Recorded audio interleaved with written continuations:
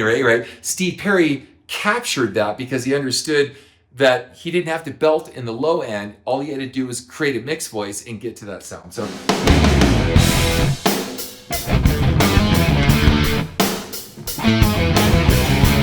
Hey everybody, welcome back again to Ken Tamplin Vocal Academy, and we're here with Gabbi Gunn. And the question was, what is the difference between guys and girls' voices? You tell me, but I'm curious myself. I want to know.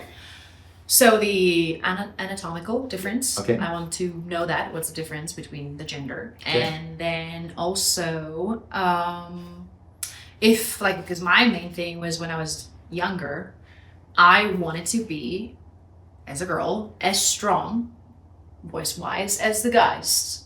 I guess it's making me kind of, being a girl, not able to achieve that so much. So how did we achieve that? I can sing like Okay. So there's a lot to this. So the first part is that the guys that you wanted to sound like had a really high range. You know, Bruce Dickinson and David Coverdale, like these guys, right? So David is basically a baritone, and he, like me, was able to bring his voice up really high. So you're never going to really have that kind of big girth down on the bottom. But David's never going to have the freedom in his mid voice like you do, because let's face it, no offense, but girls' chords are smaller. So girls' chords are, half to 3/4 of the size of guys' chords. But guys' chords, they can't bring up that sound in the same kind of way. So she'll never sing Barry White. Barry White will never sing Gabriela or David Coverdale or whomever. But what she hit was the sweet spot of rock and roll. And that, I think that kind of typifies Steve Walsh, Lou Gramm, Paul Rogers, David Coverdale, all these guys that are like hitting these notes. That is the hover point of alto contralto, not a soprano. Sopranos were kind of taught to bring their head voice down really low, so they don't really have a belting register. So you listen to anybody, Dua Lipa, like the girls that have this mid-range, they have a lower mid-range, and that's cool. And then you hear Kelly Clarkson, they kind of bring it up, and then you hear like other singers, Celine Dion, Whitney Houston, they bring it up higher. You hear Whitney kind of mixing, and then the mixed voice is different too, because mixed voice, because the girls' chords are smaller, they have the ability to mix better, to translate between a chest resonant sound and a head voice sound and bring the sound together. Whereas guys, not so much, because they have so much girth, they have to shed that weight to get rid of that weight to get into mixed voice. And I teach that in my course.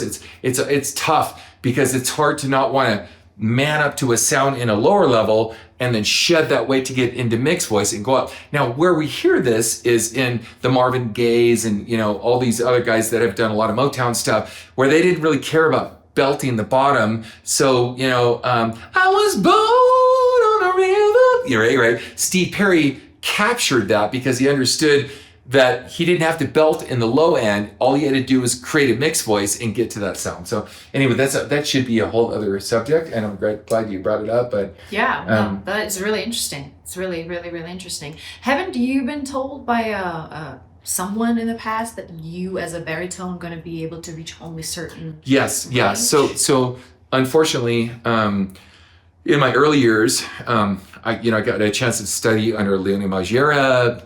We talk about Ron Anderson. All these different operatic vocal coaches.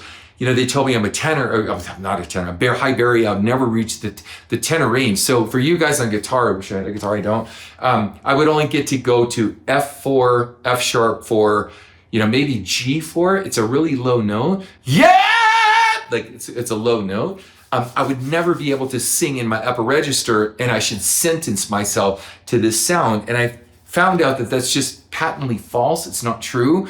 By osmosis, by doing it, by listening to other singers, Steve Walsh, all these guys I loved, Mickey Thomas. And then I realized that you can actually shed this weight thin and pare down this sound to be able to get in this upper register, provided that you don't oversing the bottom. And there is a balancing act, like tightrope walking, literally balancing out, getting up to this registration. Girls don't have to do that so much in that register, unless they're singing really heavy, like Gabbi. Well, for me, it was my trouble in the past was that I had either chest voice, big gap, and then head voice. Right. I couldn't sing anything between. So I was kind of in the same sentence in a way to be able to sing only certain songs. Right. And that's what we spent like the last 10 years to building chest voice. the bridge. Yes. Not bringing your head voice down so far into your chest voice where you can't belt beyond a C5. Yeah. That'll be a question for another time. We'll talk about mixed voice.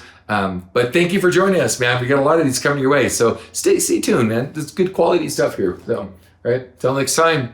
Peace out.